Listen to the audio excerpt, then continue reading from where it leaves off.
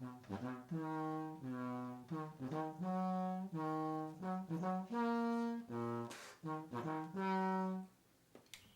that F sharp.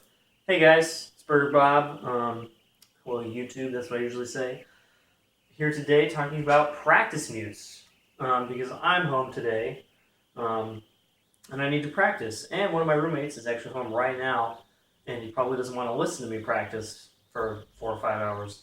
So I got this little coffee cup shaped thing right here that allows me to practice. So I'm going to talk about what it does well, what it does badly, and how to actually use it, because it's not like normal practice.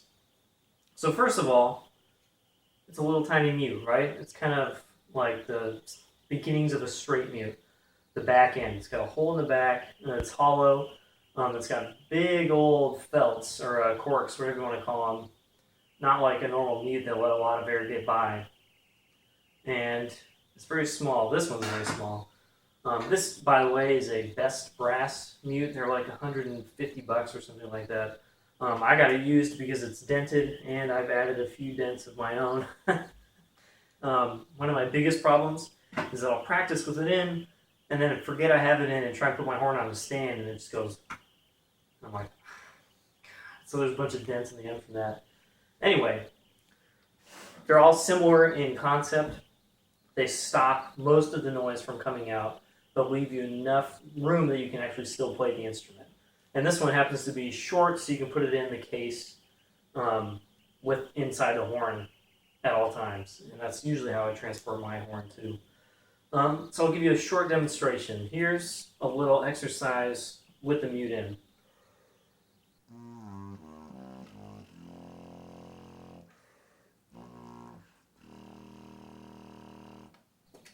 And sorry, roommate.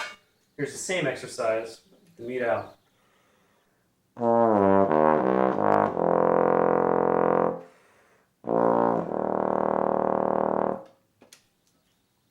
That's all I'm going to play today with the mute out. Sorry, dude.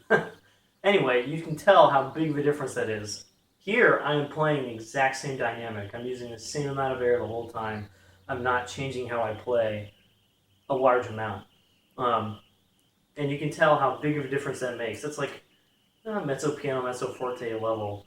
And when I play to the mute, it makes almost no noise. And it's super cool because it's literally silent. You can practice and not annoy people. So there's uses at home. Right now I'm home and I need to practice. My roommate's home. I don't want to annoy him. I'll use it at home. I use it to travel. I usually take this with me in my horn when I fly places and I know I'm not going to have like a practice room or a specific place to practice. I've practiced in airports before my senior recital, stuff like that. It's really handy. I'll take it with me on tour this summer probably.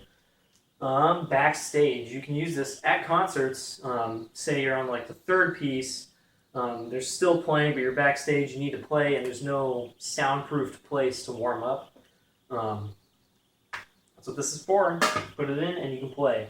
And there's also, some people like to have kids, not necessarily older students. I'm not really sure about this, but some people like to have people play loud into a practice mute, and then they take it out and play loud that way. So not really in a practice mute trying to quiet it way, but in a pedagogical trying to make you play better way.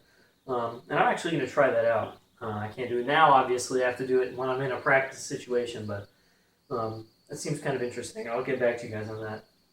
So it obviously has some drawbacks. Number one is blow. So I'm just going to blow through the horn here with a slide unlocked in first position. Slide doesn't move. If I put the valves down, it doesn't really move either. If I put in the mute, do the exact same thing. Obviously, it stops a lot of air from coming out. So the blow is not the same as the open instrument. It's just like putting in a normal mute, which does change the blow a little bit, even though it lets lots more air get past. But this really restricts the air from coming out. And that's probably the main way it stops sound from coming out too, right? So it changes the blow, just makes it a little more restricted, and it also changes, at least this one, the intonation. This particular mute squashes all the octaves, so low things are sharp, high things are flat, so everything's kind of compressed into the middle. I actually don't notice it that much until I get up to like high G, which is almost in like first position. And I'm like, oh, that's a different note now. So I typically, and this is not what you should do almost always, but I typically don't listen and I put my slide in the same place it always goes, just so I'm not making any bad muscle memory habits. I'll talk about this in a second. The third drawback I have is weight. It's not heavy. I mean, it's just like this little aluminum thing, but in a super heavy bass like mine, it does make it heavier. And when I practice a bunch, I'm just like, man, why did I make this even heavier? It's like having a counterweight on the back. And then the last drawback, of course, is it's not a substitute for playing with the mute out. I play with this a lot, actually, because I practice at home. But I always try to get in real practice playing not with the mute in as often as I can. I try to minimize my time with this, even if I have to use it a lot. So how do you play with it in? It's all about being really easy. And I talked about this in the last couple videos. Just fell out, that's weird. Not forcing a note to happen, not making it happen, but letting it happen. And actually, practice mute is really good practice for that. Because if you try and make a note happen, it'll back up on you and it won't happen. It's just kind of like playing into a stuffy instrument. But if you relax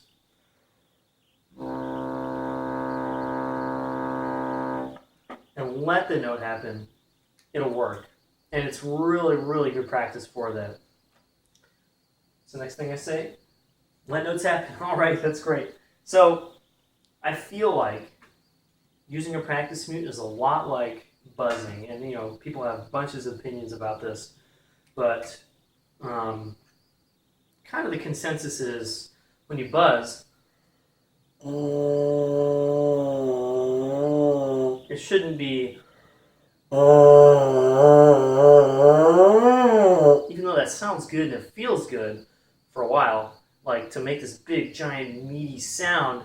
If you put the mouthpiece into the horn while you were doing that, you'd be playing like 4 Fs. You'd be playing way loud. And, you know, playing loud is good sometimes, but probably not on the mouthpiece when you don't have any resistance and it's just kind of like, whoa, geez. You'll notice that if you buzz like that on the mouthpiece, you can't make phrases anything like you do on the trombone, which means you're using, you know, like 10 times as much air as you usually do when you play. So what I do when I buzz, which is not super often, is I try to make this kind of smaller. It's not smaller, but just more focused, less, I hate these adjectives, but like less air, and make it feel like I'm playing the trombone.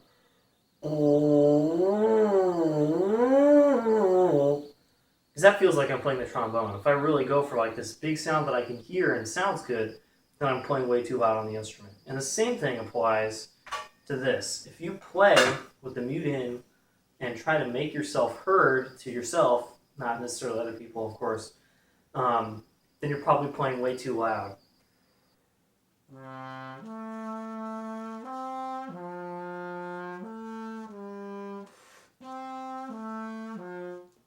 So right now that's maybe like a piano, mezzo piano, actual decibel level, at least to me, with the feedback behind the bell. But I can tell that I'm playing really loud. And if I took the mute out, I'd be playing like fortissimo. So I really try to make this feel the same all the time instead of this.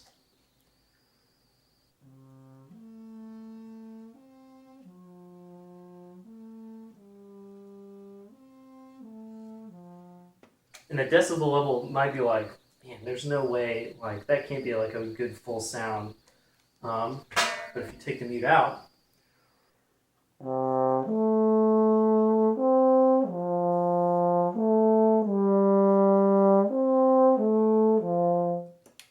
it is. That's a good mezzo piano sound right there. So it's really all about making this feel the same. And actually one of the ways I do that, that I'm not really going to demonstrate because it doesn't mean anything to you guys, is I play, and I do this a lot anyway, but I play with earplugs in. I have Etymotics, here, what are they called? Whatever they are, they're just decibel canceling earplugs that you hear everything, but it's just decibel canceled, so it's less noise, but you hear the full spectrum. They're musician earplugs. And a lot of times I'll put those in, and I'll play with the mute if I'm in somewhere like in my house. And that way I'm only focusing on what this sounds like and not what this sounds like. Because this obviously isn't going to be the same, so why even use your ears almost? You can feel and hear the pitch here when you have the earplugs in. And it's just good practice anyway. Actually, when I practice with the earplugs in and the mute, I actually feel like I'm practicing normally, and I forget I have the mute in a lot of the times. So there you go, a little short overview. Dylan in New Jersey makes a mute that's a copy of the Best Brass for much cheaper than the Best Brass. I would probably get one of those if I got one new. I already have one for tenor and for bass, so I'm set. And there's some other mutes like the Bremner mute, that's actually the name of it, that have like better intonation and blow and stuff, but they don't fit inside the bell in the case. So, I mean, it's really up to you. I just like this because it's really compact and portable. And if you're traveling with it, this actually protects the bell a little bit from crushing damage. You know, that's another added bonus. So there you go, a little overview of practice mutes, how to use them, why to use them, and, you know, don't use them all the time. See you guys next time.